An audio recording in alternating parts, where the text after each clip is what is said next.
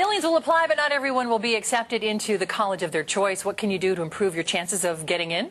Bill Downing of the group Every Student Matters joins us with some tips, and I guess we're going to wander over there and talk to you. And I'd like to start by saying, great tie. You have the best TV tie ever. How are you? Good. Nice Good morning. to see you. Thank you for being on the show. You know, Thanks for having us. When I went to college, it was easy to get into whatever school you wanted, but that was, 20 years ago. Sure. So how do kids improve their chances of getting into college? A lot of schools are cutting back. They're not accepting as many students now, so you really got to kind of up your game. Well, I think the reality is that the game is changing, and it's changing so quickly. And so the important thing that kids, especially if you have a senior now, you're kind of in the thick of things, you're in crunch time. And you really got to get ahead of the game. And so starting those essays, the CSUs are already taking their applications through the 30th of November. The UCs will start taking applications the 1st of November through the 30th of November. Some of the private schools and out-of-state public schools are already accepting kids. Wow. So kids can already start their essays, start their applications. The last SAT they could have taken was last week. There'll be another one on November 6th. In fact, let's start. We've got 5 specific tips to help you up your chances of getting into the school that you want to get into, and they're not going to like that, to have to retake the SAT. Right. Oh, really? Well, a lot of times kids are afraid of taking the test because it is hard. Yeah. But even if you get 50 points better, 60 points better, 70 points better, in some cases that can increase your opportunity to get into that school that you want. Yeah. Your second tip is to begin, as you said, writing all the important personal statement.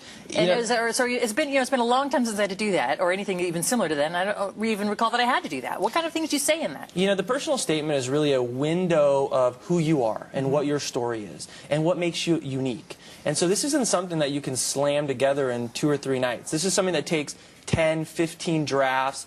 Your teacher should read it, your counselor should read it, your parents should read it, and it really has to be from the student's voice. For the love of God, don't put any typos or misspellings in there. Don't do that. You're out. All right, and the third tip that you have is to prepare what's called a brag sheet. A lot of times we sit down and we look at the computer screen and we say to ourselves, what have I done?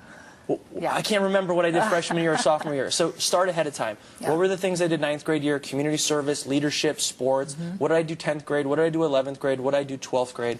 And then start to prioritize what's the most important to you. Because it's so much more than just your grades now. Absolutely. You really is have about to be the whole an outstanding person. Okay. Number 4 is to actually visit the colleges and universities that you're applying to really get a lay of the land. Absolutely. Can't underscore that enough. I think a lot of colleges are now concerned with their yield. So if they accept you, are you coming? And really one of the ways that you can say to them, I'm very interested. Look, I've taken the time to come and visit. So I think doing the tour and doing the info session, and if they offer interviews, do the interview. It's a really good opportunity for the student. And number 5, and I know this is tough sometimes, I remember being in college and missing a lot of deadlines, apply on time and, make sure that, you're not going right up against the deadline. Last year, on the 28th and 29th of November, the UC system crashed. It was overloaded with too many kids.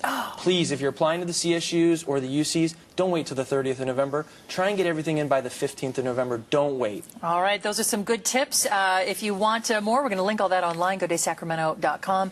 And it's not too late. I know you just started your senior year, but if you're planning to go to college, you got to get cracking. That's right. Thank you very much for joining us, Billy Downing with the ESM Group. We appreciate it. Thank you. All right.